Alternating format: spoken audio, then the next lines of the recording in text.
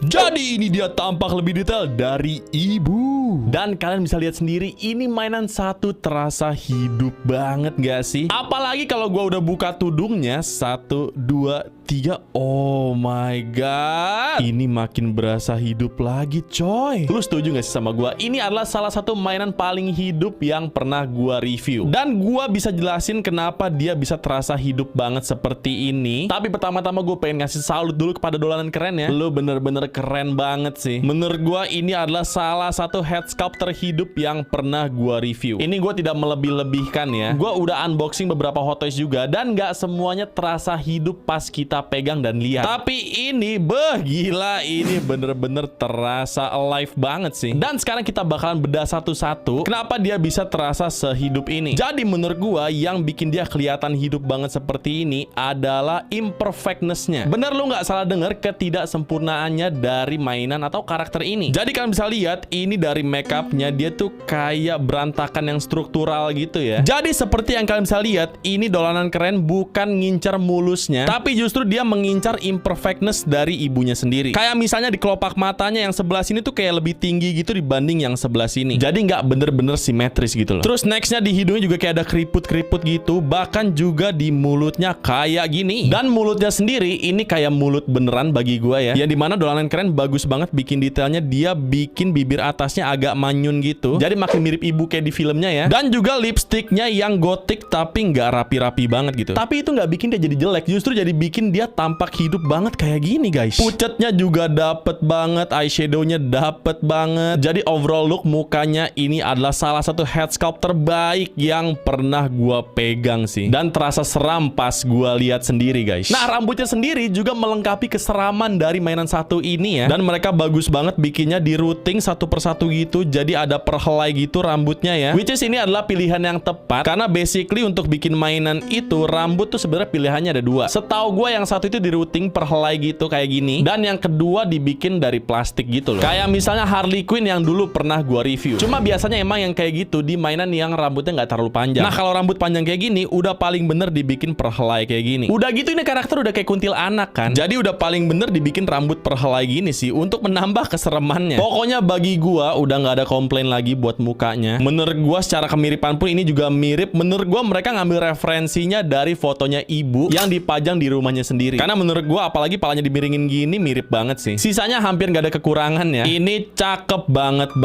Palingan cuma ini doang nih. Di bagian atasnya kayak ada rambut yang di scalp gitu ya. Kalau menurut gua itu nggak perlu sih. Jadi kayaknya nggak ada ini pun udah kelihatan bagus karena rambutnya pun perhelai gitu kan. Tapi mungkin itu untuk nambah efek gradasi kali.